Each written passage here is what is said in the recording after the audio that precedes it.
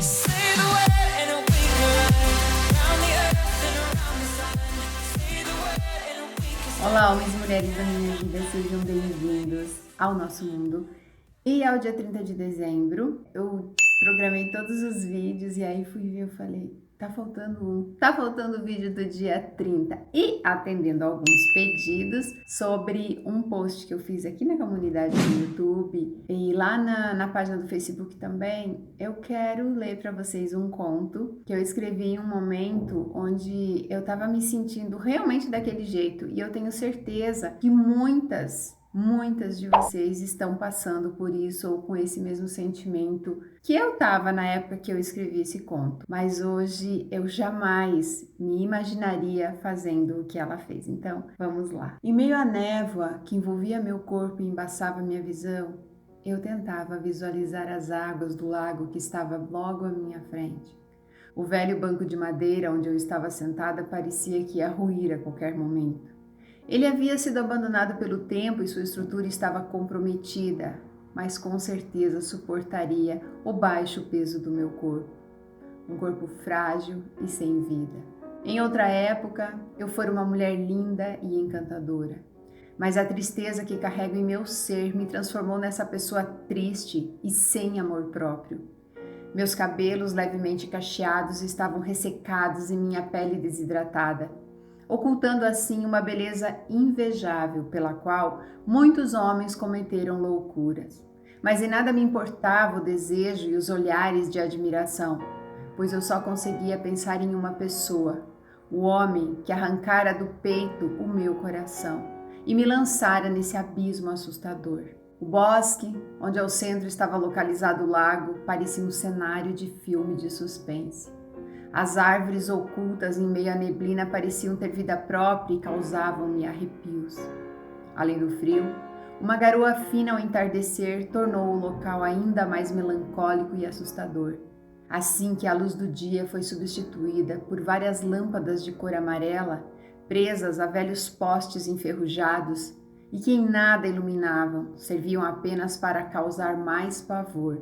Mas eu já não me importava com o que acontecia ao meu redor. A movimentação de pessoas já não existia e eu sentia assim mais solidão enquanto me despedia das últimas lembranças que rondavam a minha mente. Nada mais me restava a não ser aquele misto de sentimentos envolvendo derrota, decepção e culpa. Apenas alguns metros me separavam da água fria do lago que a névoa insistia em esconder. Quando realmente notei que estava pronta para cumprir o que havia planejado, levantei e aproximei-me do que mais parecia um monstro prestes a me engolir, o Lago das Lágrimas. O lago tinha esse nome por causa de uma lenda.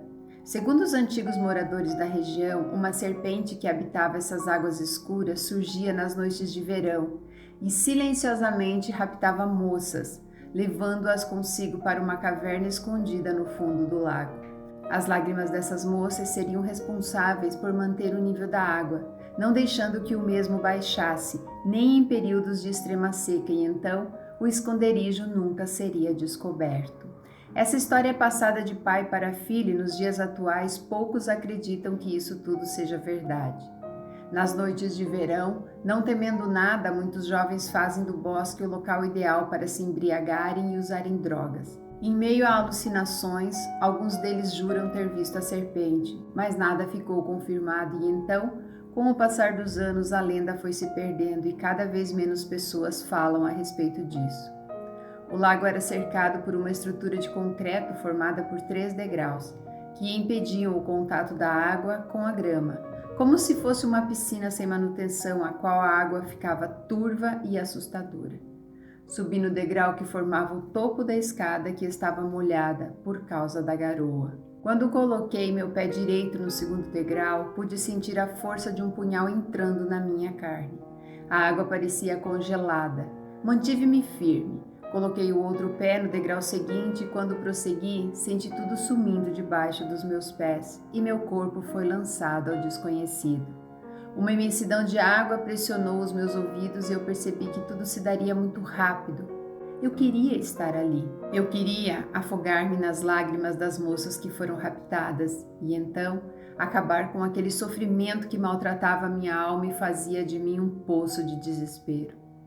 E foi no exato momento que eu decidi entregar-me ao que pensava ser o meu destino que tive a sensação de não estar só.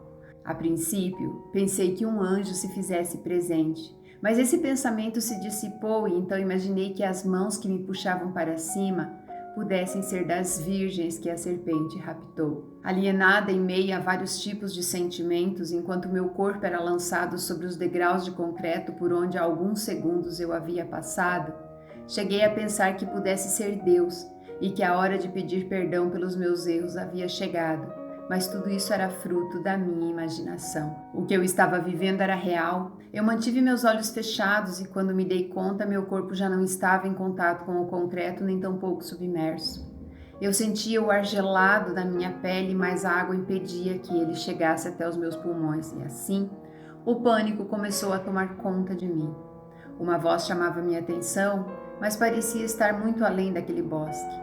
Em um esforço sobre-humano, eu consegui abrir meus olhos e, ao visualizar aquele rosto, senti o ar gélido ultrapassar os limites das minhas narinas e me devolver à realidade. Deitada sobre a grama quase congelada, eu sentia como se um punhal estivesse entrando em minha pele e comecei a tremer compulsivamente.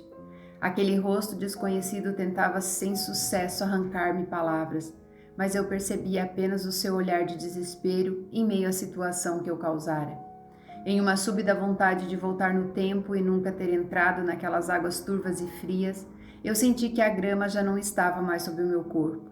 Fechei novamente os olhos e quando os abri, reconheci aquele rosto. Meu amor havia voltado para me salvar da maldade do mundo e das pessoas. Desde a sua partida, eu não sentia mais o amor que um dia habitara meu ser.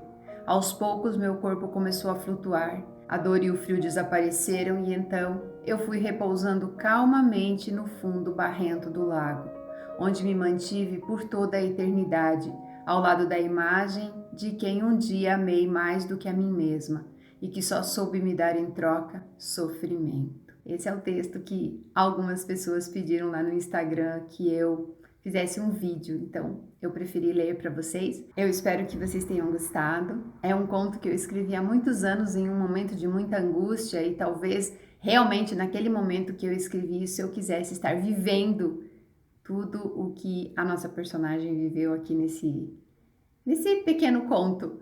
Mas não vale a pena, gente. Não vale a pena.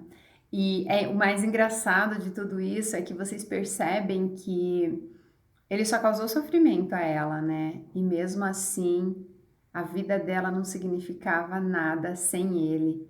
E é o que muitas mulheres vivem hoje em dia. Muitas mulheres não conseguem ver a realidade.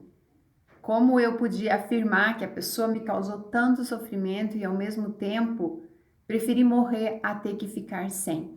Então, é um texto a ser repensado, é um texto a ser analisado. Como pode, né, gente? A gente achar que o outro nos causou tanta coisa ruim e ainda querer estar ao lado da pessoa.